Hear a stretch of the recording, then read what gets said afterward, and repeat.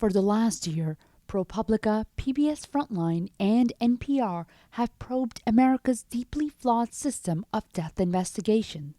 Hospital autopsies were once considered the ultimate medical audit. They were done on about 50% of the patients who died at a hospital. It was understood that by performing autopsies, doctors could learn better how to treat patients. But all that changed in 1971. That's when the Joint Commission, which accredited hospitals, stopped requiring hospitals to autopsy at least 20% of their patients who die. Today we're having a memorial service in honor of my wife. My name is Jeffrey Shaler.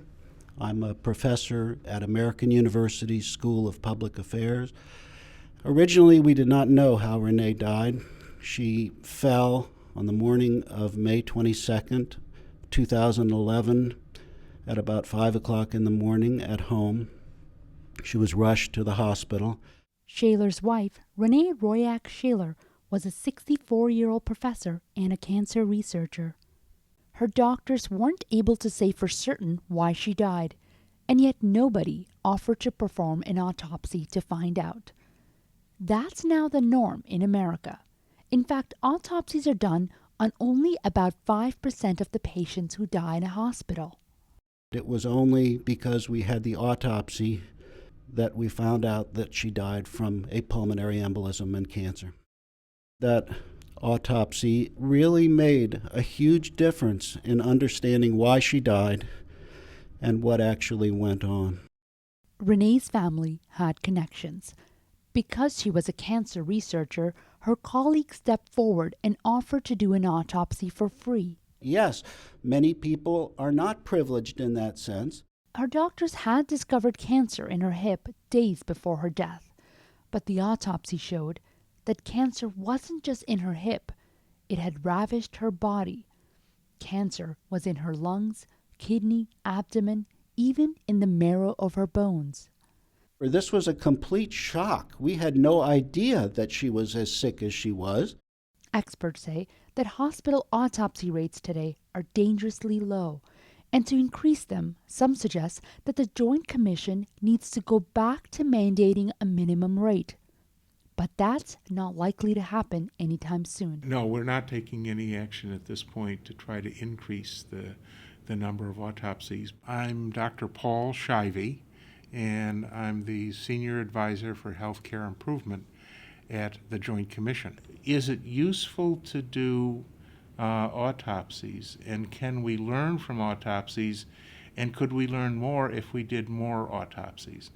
The answer is yes to all those questions.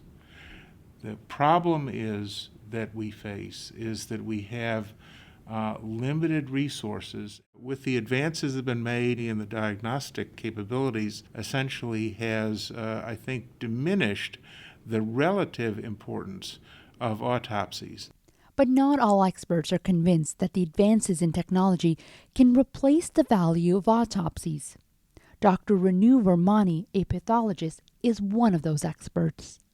I think it's a pity because what learning can come from the autopsy can never come from our imaging. Dr. Vermani points to her own groundbreaking research as proof of the value of autopsies. Sitting in her lab in Maryland, she peers through a microscope at a specimen slide from an autopsy on a man who died suddenly in 2004.